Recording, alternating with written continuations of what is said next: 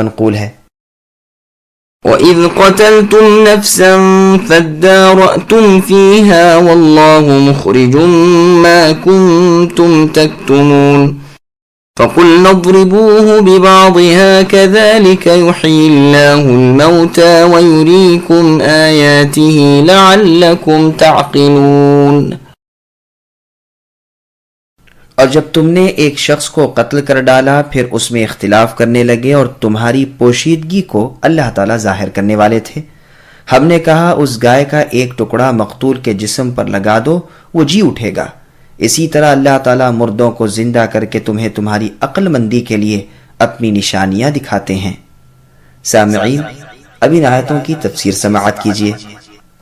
صحیح بخاری میں ادارأتم کے معنی تم نے اختلاف کیا کہ ہیں، مجاہد رحمہ اللہ وغیرہ سے بھی یہی مروی ہے۔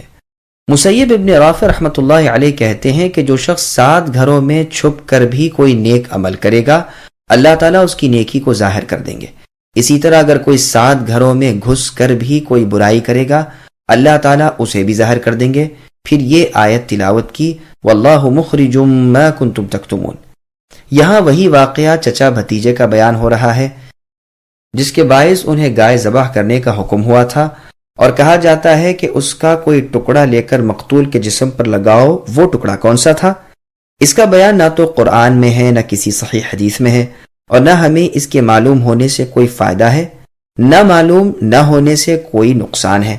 سلامتی روی اسی میں ہے کہ جس چیز کا بیان نہیں، ہم بھی اس کی تلاش و تفتیش میں نہ پڑیں۔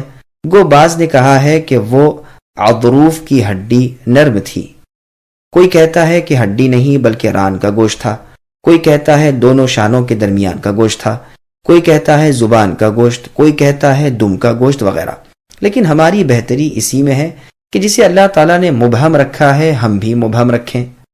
اس ٹکڑے کے لگتے ہی وہ مردہ جی اٹھا، اور اللہ تعالیٰ نے ان کے جھگڑے کا فیصلہ بھی اسی سے کیا، اور قیامت کے دن جی اٹھنے کی دلیل بھی اسی کو بنایا۔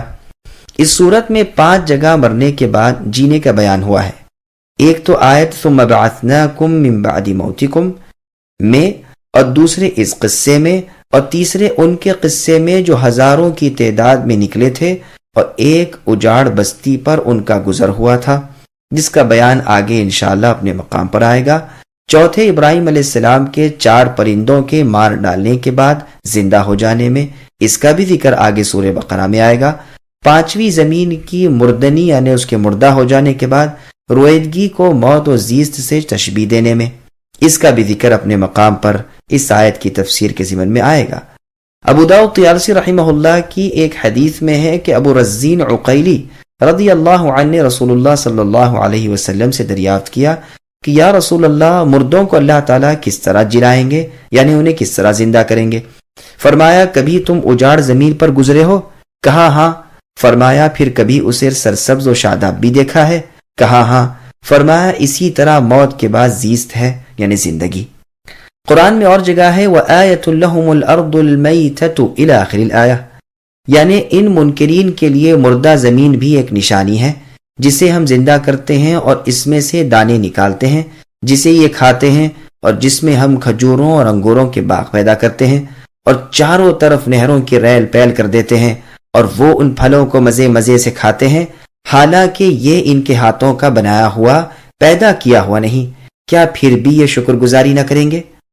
کوئی زخمی شخص اگر کہے کہ فلاں شخص نے مجھے برانگیختی کے باعث قتل کیا ہے تو اس کا یہ قول ثبوت سمجھا جائے گا۔